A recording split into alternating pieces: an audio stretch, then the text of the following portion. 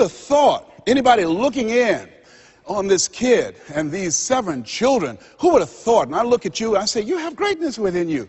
You have the ability to do more than you can ever begin to imagine. No one could have convinced me that I would be doing what I'm doing right now. You know, the easiest thing I do every year is go into a sales organization and dramatically increase their sales, or go into a prison and enable prisoners to see themselves differently and teach them the methods and techniques of how to plug into the system, or motivate young people to begin to see how they can have a vision of themselves in the future and fit.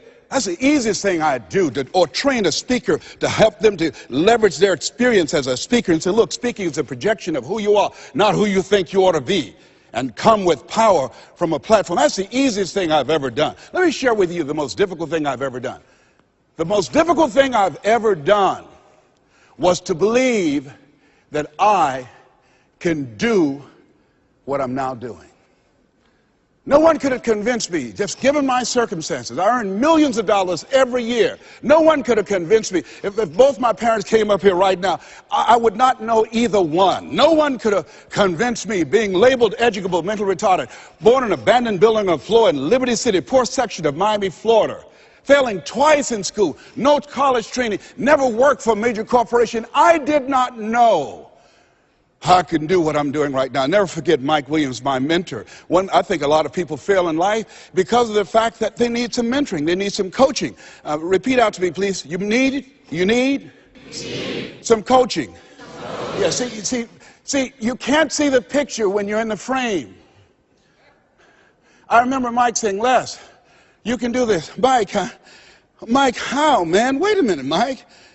How much am I going to be able to charge, Mike? Les, well, you could start out at $1,000 an hour.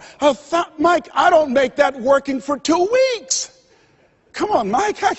Mike, man, I appreciate your belief in me, Mike. Look, Mike, I work for the Miami Sanitation Department, man. I've been a garbage collector.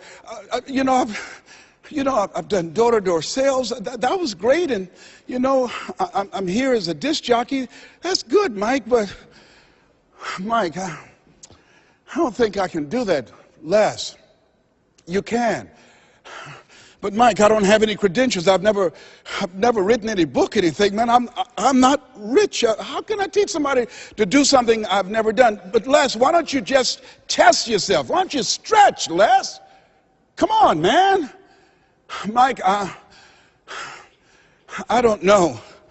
And here's something I realized. Write this down. Sometimes you have to believe in somebody's belief in you until your belief kicks in.